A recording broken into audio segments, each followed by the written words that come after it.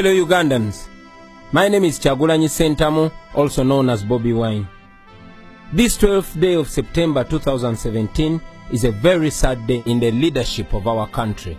Yet again, some of my colleague members of parliament who belong to the NRM party did the most dishonorable and unpatriotic thing. They passed a resolution to remove presidential age limits from the Constitution of Uganda so that President Museveni can become life president. They did this at a time when our nation has been bleeding for the last 31 years. Our country's former glory is all gone. Corruption rates are alarming, service delivery is at its worst, and women are dying while giving birth. Unexplained murders everywhere, and the judiciary is a mockery. Our children face an uncertain future, where unemployment is the order of the day. The national debt has turned us into slaves, and the gun has become the master. The one-time Pearl of Africa is now a laughing stock among nations. All our public assets have been sold, and as if it's not enough to satisfy their appetite, after selling almost all public properties, the government now wants to take people's private land.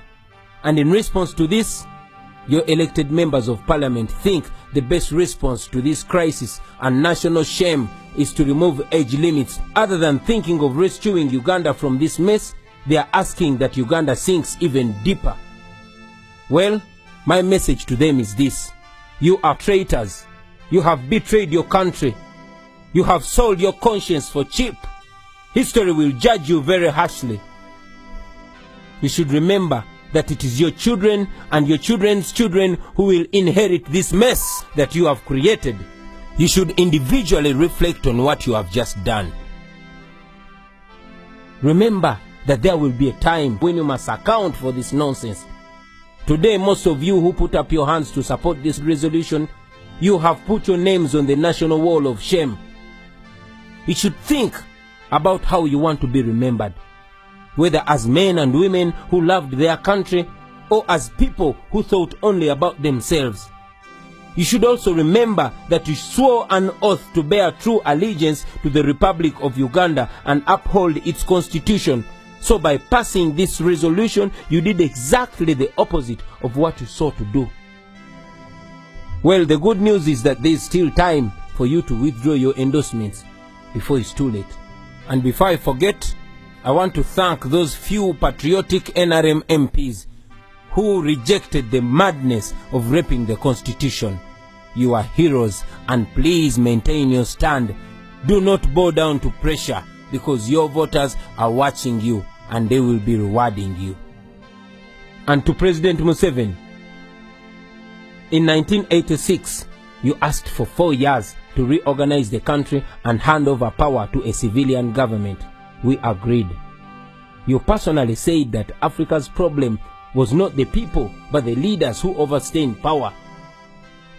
In 1990, you asked for 5 more years to be able to enact a durable constitution for the nation, and then go. We agreed. In 1995, you asked for a new mandate under the Constitution. You asked for 5 more years. We agreed. In 2001, you requested the nation to renew your mandate for the last constitutional term. We agreed. In 2005, you moved to remove presidential term limits. You told us that you wanted only 5 years to be able to consolidate your achievements. We agreed. And then in 2011, you came back. You campaigned under the Prosperity for All slogan. You promised that poverty would be history in Uganda after that term, and that you would return to Rwachitura and look after your cows. These were your words. 2016 came, and again you came back, asking for the very last term. Yes, in a televised address, you told the nation and you swore that you would certainly not lead beyond 75 years of age. You told us that after 75, a leader would no longer have the vigor required to run a country. You promised that your last term would be a term pledging to fight and end corruption. Well, Mr. President, you have failed us on all these promises, and our hope was that you would end your term in 2021 and give way for the nation to begin a new chapter. And if you do that, the nation will be grateful for your contribution.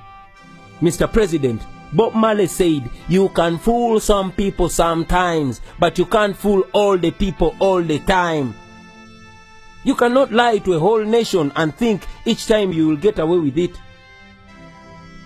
As a good reader of history, you should remember that history repeats itself with leaders who thought they were wiser than their generations. Those who thought that populations were gullible and easily manipulated.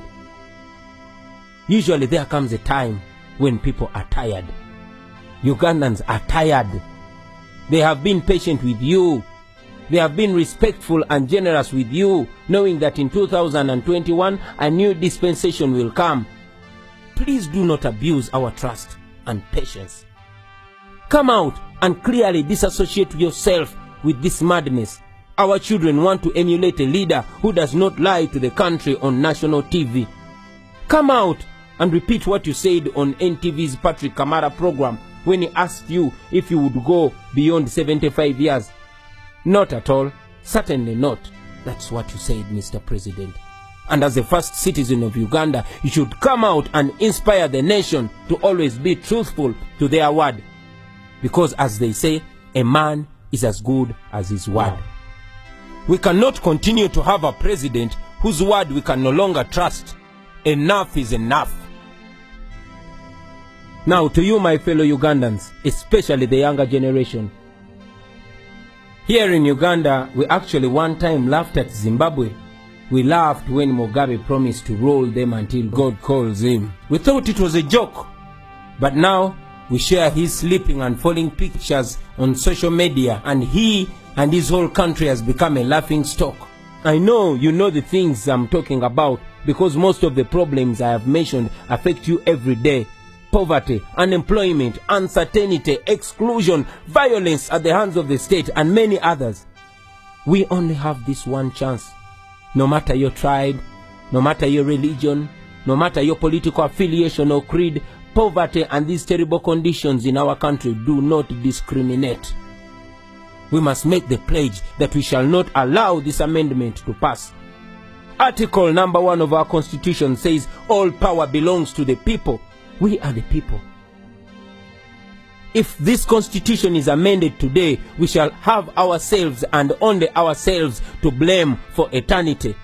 20 or even 30 years from now, President Museveni will be asking for more terms in office, and you will be perhaps on your sick bed or dead. And if you're still living, you will be living in these suppressive and oppressive conditions. At that time, you will look back and wish you did something today. My brothers and sisters, we must defend the Constitution before it is too weak to defend us. Article 3, Clause 4 of our Constitution says that all citizens of Uganda shall have the right and the duty at all times to defend the Constitution. It also says that any person who resists amendment of this Constitution commits no offense. I want to call upon all leaders, from religious leaders, cultural leaders, leaders of the business community, members of civil society, leaders of educational institutions, journalists, bloggers, fellow artists, and all of you fellow Ugandans. Please don't keep quiet on this very sensitive matter on the future of our country, Uganda. As it has been said before, and now seems real in our times, that the world is suffering not because of the words of the evil people, but because of the silence of the good people. Speak up, stand up and prevent this rape of our Constitution, or else your children in future will ask you what you did when the nation came to this point. Begin today and exercise your God-given right. Call your member of parliament, or better still, pay them a visit and demand for accountability. Stand up and speak up. Rise up before it's too late, my brothers and sisters. And if you believe the words I'm saying are true, please translate this into your own language and into all the languages you know. Social media is available. Let us make use of this modern technology to emancipate ourselves, because the time is now. Make use of it now Spread this word. Make sure everybody gets to know about this. Make sure everybody gets involved, because we are the country, we are the future, and the future is today. Thank you very much. For God and my country.